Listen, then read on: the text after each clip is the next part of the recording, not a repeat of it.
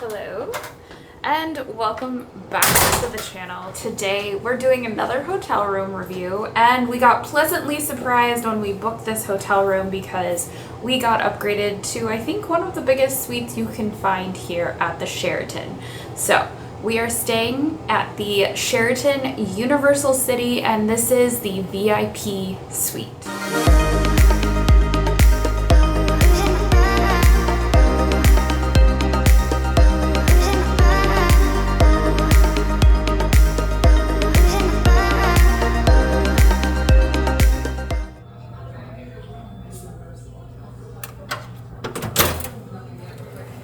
Here we are in the entryway. So this is the main entrance. The door is right there. First off, while we do have some lighting right here by the door, it is very dim lighting. And I'm just gonna say this right off the bat, this room is a very dim room. There's not a whole lot of lighting here, especially at night. So do keep that in mind. It kind of has that like old school Vegas feel where the rooms are just really dark and you're kind of meant to be outside of your room most of the time, but it's weird because when you come back at night, you kind of want to be able to live. Here we are. We don't have a whole lot of lighting. We've got some interesting stuff on the wall, but there is not any storage out here at all. Moving forward, we're gonna go into the living room. Again, this is just like a really long hallway back here. This is gonna take us to the bedroom, which if you stick around, we'll show you that. But first, we're gonna show you guys the living quarters. One thing I do want to point out here is that there are no updated lighting here. Everything is on a switch, and for the most part, it looks like some of the switches have seen better days. We'll just start there.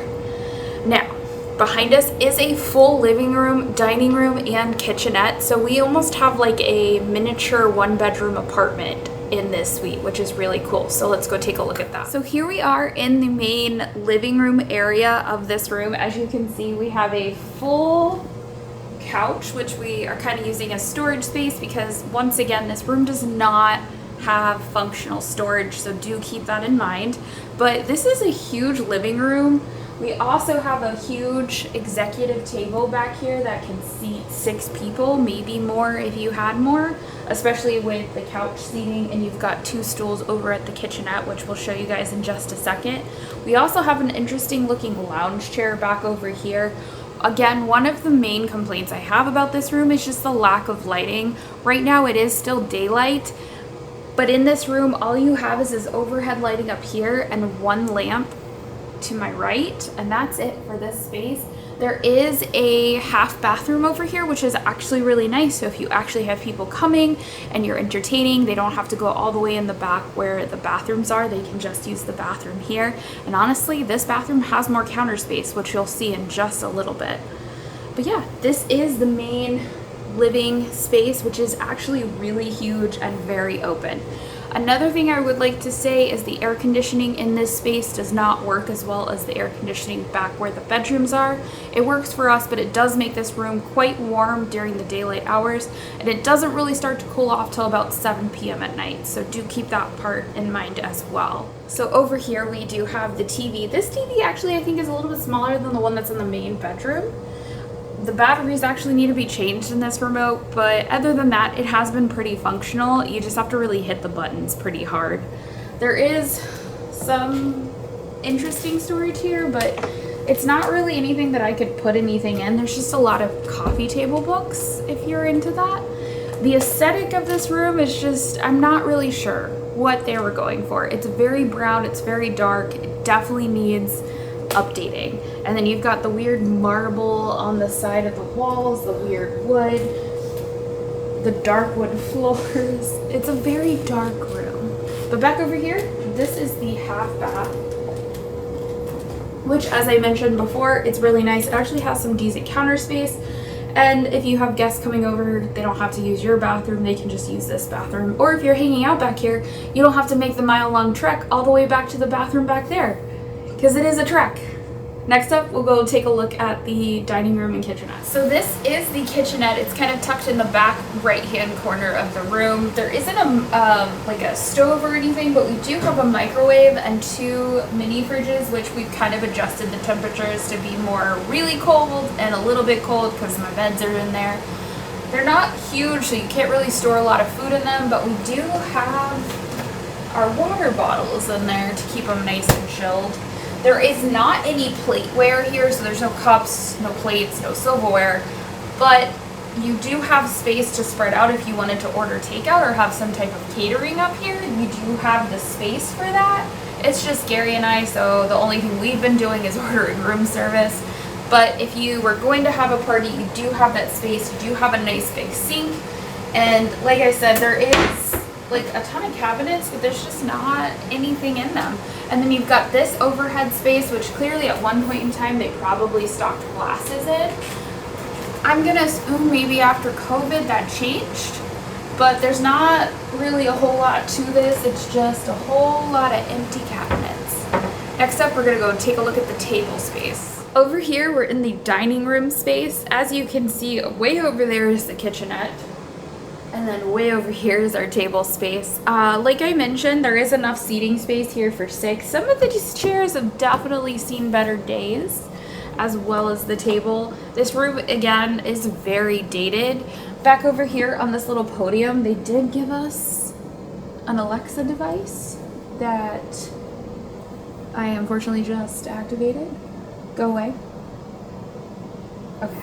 But it's weird because it like motion tracks and follows you. I think that's a little strange. But it is a music speaker, so you can ask it to play music for you if you want to like hang out here and listen to music, which I thought was nice. I do wish they had one of these all the way in the back, which we'll get to at some point, and you guys will see what I'm talking about. We do have windows that span like in an L across this room, so stick around because we'll show you guys what those views look like, because this room does get some spectacular views. It's big, it's open, and this is only one half of the room. So next up, we're gonna go take a look at the living space. Here we are, right where we began. Instead of going to the left into this space, we went out into the main space. So now we're gonna come check out the rest of this room. Starting off, this is what I would assume is the closet area, which I would find functional if we did not have this.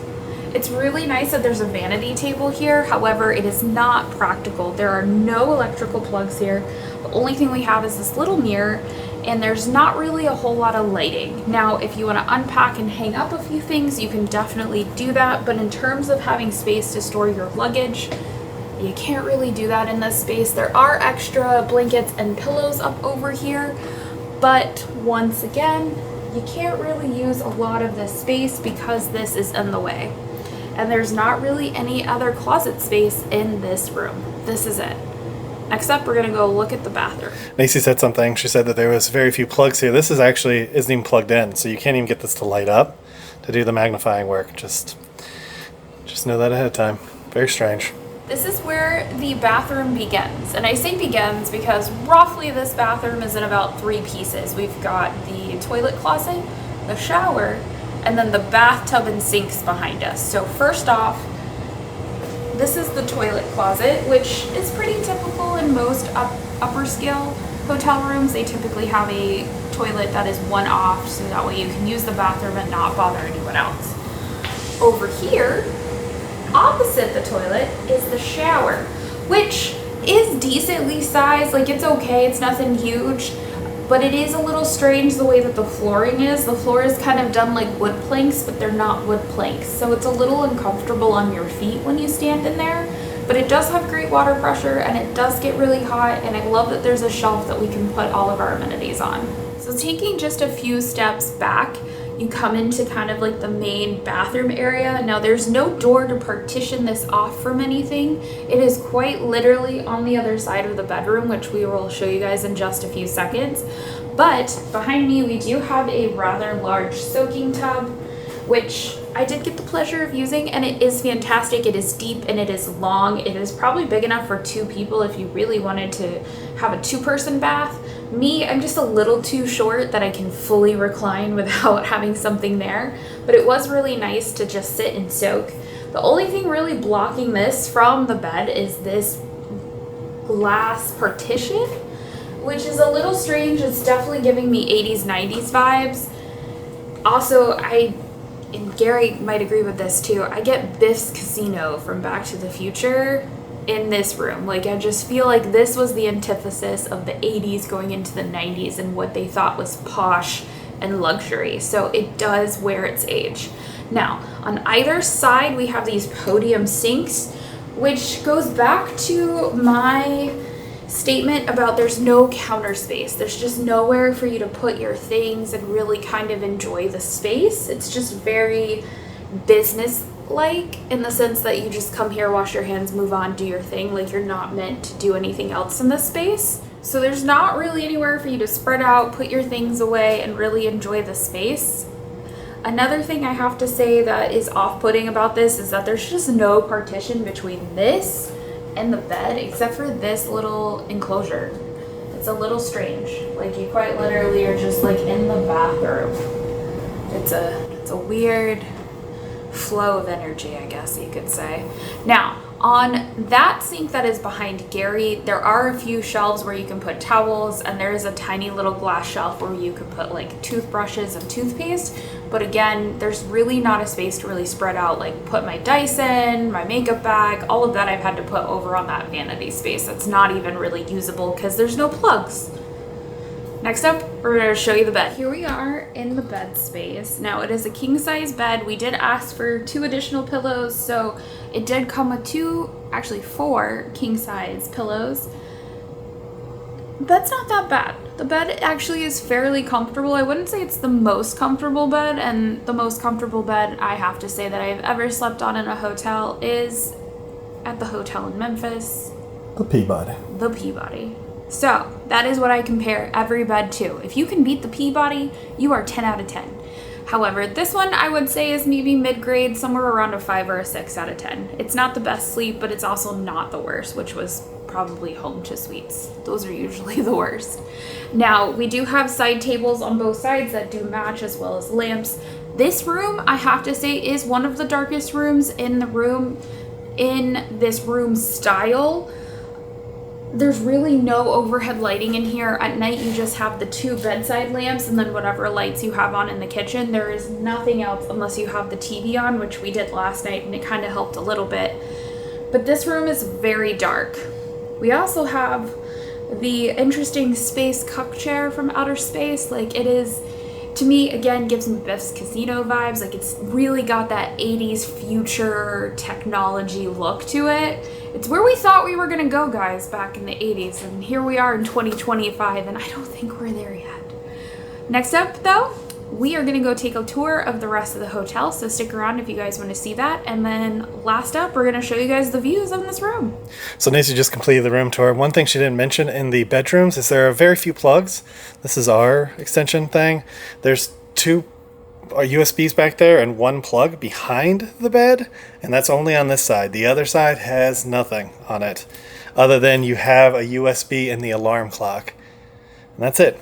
That's it for plugs too. So it's very stripped down back here. Another thing to talk about in the room is the thermostats. So this is the one closest to the bedroom. That was the only one I was able to hack. You basically hold the off auto button, you hit, I believe it's up, and then you push display, and it'll come on as VIP, and it'll let you go down to 60. The rest of them didn't actually change anything. They're still stuck at 65, I believe. So, which is interesting that you could hack one, but the other 2 wouldn't let you hack them. View number 1. We've got some Hollywood streets. We actually have one of the freeways way back over there, which you can see. It's actually really nice to watch it at night. And then we've got all of these mountains in the background.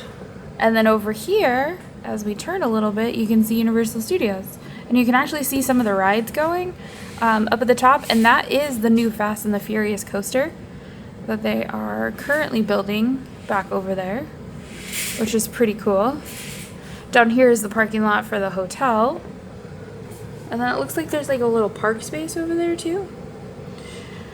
And then coming over here to this window, again, we've got the freeway right there.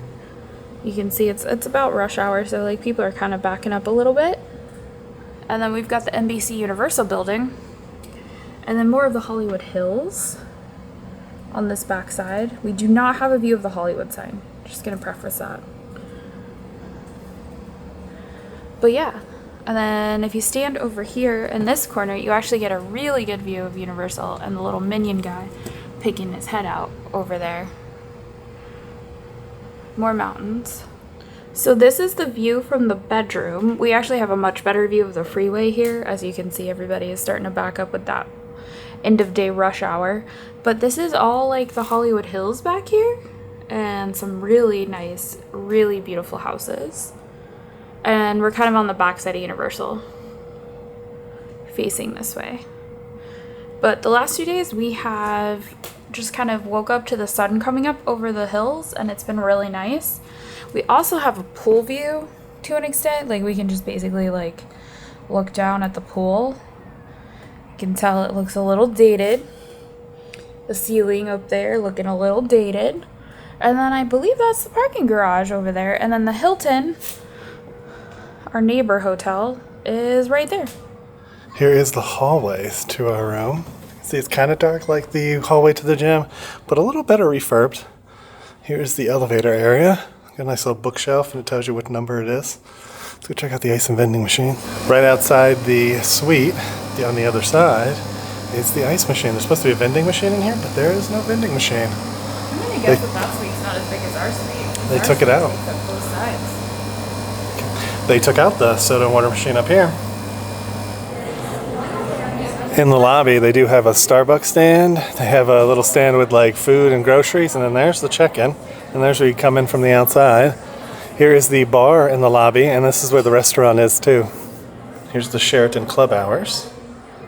And now what were you saying? We've tried twice now outside of the 6 to 9 p.m. hours, and we haven't been able to get any sodas, so we're gonna come back at 6 and see if they restock the sodas. Yeah, and I'm gonna ask them at 6 why it's not stocked. Are we just missing it, or what's going on there? Now we're trying to find the gym. Down inside the lounge, you can hear the music's a little loud down here, but this is what we're looking at when we look at it. And there's a seating area over there, some tables. And when it's snack hour, they put the snacks out in this area. So that's where you get your snacks. That's pretty much it for this place. And they do have some TVs too. Here is a top view of the pool area. We're gonna head down there in a sec. And yeah, but that's the pool. It's not very big, and then the spa is right behind it, a little square rectangle. So to get to the gym, you gotta go all the way down to the bottom level. You go to the restaurant, and then you make a left, and this is the hallway to the gym. I would not want to stay in these rooms. This is very shining feeling. Well, and these open up to the Pool. Yep. Yeah. It's definitely older feel over here for sure. Hey, let's see what we got. Cold towels, water, 6 or 7 treadmills, 3 ellipticals, 2 bikes, and then some different fitness equipment back here. A lot of mirrors, so it does seem bigger than it is.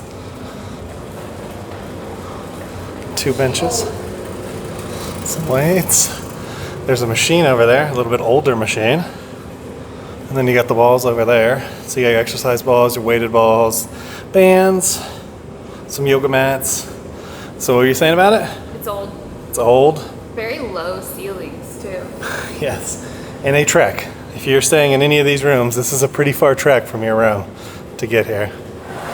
After you leave the fitness center, you want to go straight out. There is the pool. So this is the pool area. It's got a nice little openness to it. There is the spa down there, and then that's the pool. That's the pool. And yeah, our room is 16th floor on the corner up there.